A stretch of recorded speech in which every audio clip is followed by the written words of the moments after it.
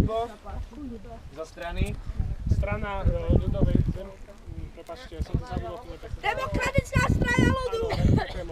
Pán Krempo z Demokratickej strany ľudu. Pán Ramzes, dobrý deň. Ultrakonzervatívna strana. Ultrakonzervatívna strana. Pani Martuška. Liberálna strana. Liberálna strana. Mám tu pre vás pripravených zo pár otázok. Nie sú komplexné, samozrejme nevyjadrujú celý váš program. Avšak chcel by som postupne, už sa budem pýtať pána Krempa, Ramzesa, potom pani Martušky. Samozrejme bude priestor aj na diskusiu. Chcel by som vedieť, ktorý bod vášho programu, vašej strany považujete za najdôležitejší? To najdôležitejšie je, aby sa nášmu ľudu, aby sa poctivým občanom a čestným ľuďom, ktorí pracujú od rána do večera, ktorí drú, aby sa im dostalo spravodlivého a čestnej výplaty. Aby boli správne ohodnotení. To je najdôležitejšie.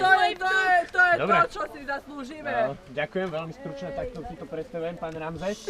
Čo je váš najdôležitejší bod vo vašom rebríčku? My chceme skončiť s demokraciou. To... Všade je bordel. Všade. Všade sú feťáci, gejovia, socialisti. Nemám nič proti socialistom, ale vydávajú sa za nejaké strany, nejakých demokracií. Nie je to pravda. My sme si z gréckej kultúry zobrali len to najhoršie, a to je tá demokracia. My chceme fundamentálnu monarchiu. Tradičné hodnoty. Mám jednu doplňujúcu otázku. Nemyslíte si, že váš program je trošku potlača základné ľudské slobody, slobodu prejavu? Samozrejme, že nepotláča. Ale ste proti homosexuálom, to sú tiež ľudia. Áno, Čo to my nie znamená? sme proti homosexuálom. Práve ste to Iba ich povedali. utlačate! My len chceme ich zavrieť do ústavu. My nie sme proti ním. To je celkom férové. A vy si myslíte, akože, že homosexuáli to je nejaká choroba alebo niečo na ten štýl, pretože ja som... Pani Marta, pozrite sa do Francúzska.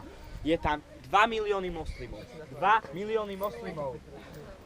Ak to bude takto ďalej, vymijú všetci Európania, budú tu len moslimovia. Ja nemám nič proti moslimom, ale proste už neexistujú normálne európske rodiny. Dobre, prepáčte, že vás prerušujem. Čiže váš základný bod je skoncovať s demokraciou.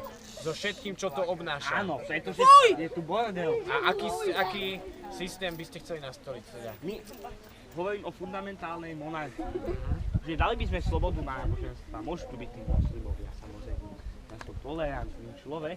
Aj homosexuáli budú byť teda v tých ústavoch. Dobre, ďakujem zatiaľ. Dokonca, Poprosím vás, dostanete priestor neskôr, ešte sú tu aj iní a naša relácia za chvíľu bude končiť.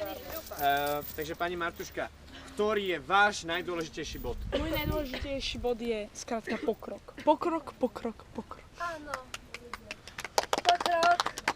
Nebrzdite, nesmieme sa nechávať zväzovať konvenciami. Ľudstvo predsa ide ďalej. Je to proste prirodzená evolúcia, vývoj. Keď zrazu sa nám tu ľuďom začnú páčiť aj ľudia z rovnakého pohlavia, je to evolúcia. Musíme sa proste prispôsobiť, odraziť sa a ísť ďalej. Takto. Prepáčte, reagovať v stručnosti. Jednou vetičkou môžem reagovať. No, to je pekné. Pokrok je, áno, naozaj pokrok je veľmi dôležitá vec, ale nesmie byť na úkor slabších jedincov, na úkor chorých, na úkor tých, ktorí majú nejaké zdravotné problémy, ktorí majú nejaké postihnutia. Na druhej strane. Musíme sa aj o tých našich starých rodičov, ktorí pre nás vybudovali túto republiku, aj o tých sa musíme postarať. Áno!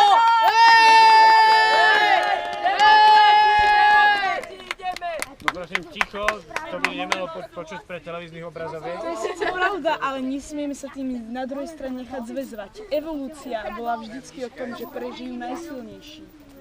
Si myslíte, že je dobré, keď vašich rodičov, keď vašich starých rodičov, ktorí pre vás, keď ste boli malá, za vami behali, utierali vám zadok. Áno, musím to povedať takto, ktorí vám utierali zadok, keď ste sa s prepáčením, no keď ste to nestihli. Prepáčte, tieto vulgarizmy by sme mohli vynechať. Čo je to za Prepáčte, keď sme to nestihli? No, a vy ich chcete niekde zavrieť do nejakého domovu dôchodcov a myslíte si, že tam budú spokojní, keď tam budú sami za nejaké peniaze? Aby ste vy mali čas budovať nejaký pokrok? Myslíte si, že toto je naozaj cesta k ktorou sa dostaneme k civilizovanejšiemu svetu. Ja Nám nehovorím. nejde o civilizovanejší Prepáčte, končí nám čas na túto otázku. Bude priestor inokedy, môžete si to vydiskutovať.